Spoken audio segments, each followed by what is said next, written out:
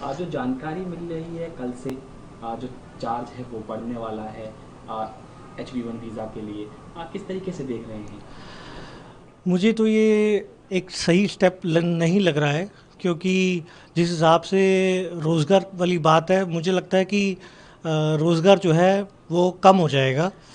और यहाँ पर मिलने वाली जो जॉब्स हैं वो ज़्यादा बढ़ जाएंगी इस हिसाब से। और ये भी हो सकता है कि अमेरिका को इसका बहुत बड़ा नुकसान उठाना पड़ जाए, क्योंकि कंपनीज जो हैं वो यहाँ इंडिया में खुलना शुरू हो जाएंगी, और जिससे यहीं पे हायरिंग शुरू हो जाएगी। और आजकल वैसे ही डिजिटल मीडिया का ज़माना है, तो इतने मतलब जो पैसे वो वहाँ पर खर्च करने की बजाय अब कंपनीज $100,000 जो है एक उसके एम्प्लॉय के ऊपर खर्च करने की बजाय वो यहीं पे एक सस्ता सा ऑफिस लेकर अपना एम्प्लॉय को हायर करके यहीं पे ही उसको काम करवा के और वो डिजिटली ट्रांसफ़र हो जाएगा डेटा।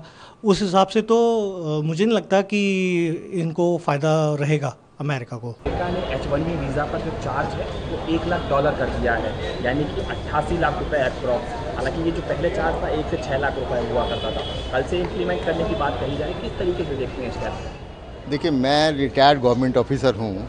जहाँ तक मैं समझता हूँ कि ये जो टैरिफ जो लगाया ये ठीक नहीं है।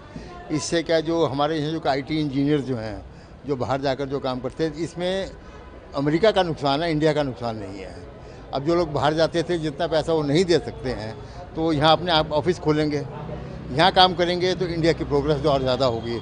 वैसे ही इंडिया प्रोग्रेस के ऊपर है, तो मैं समझता हूँ कि ये जो लगाया ये गलत है, और ये इंडिया के फ़ायदे में है। ये इंडिया के फ़ायदे में हमारे जो आईटी इंजीनियर जो बाहर जाते थे, अब वो इतना पैसा तो नहीं दे सकेंगे, जहाँ कि 1 लाख रुपया लगा दिया है, तो उनको जो है मुश्किल होगा, और वो अपने यहाँ से काम शुरू कर सकेंगे इंडिया के अंदर रहकर। जानकारी आ रही है अमेरिका ने H1B वीज़ा पर चार्ज बढ़ा दिया है लगभग $1 लाख, यानी कि अप्रॉक्स 88 लाख रुपए कर दिया गया है, जो पहले 1 से 6 लाख रुपए अमूमन इंडियन रुपीज़ में लगते थे। किस तरीके से देखते हैं, क्योंकि इसका इम्पैक्ट क्या है? देखिए, जब किसी का बुरा समय आता है तो इस टाइप के डिसीजन वो करता है। इंडियन ब्रेन वर्ल्ड में मानी हुई ब्रेन है।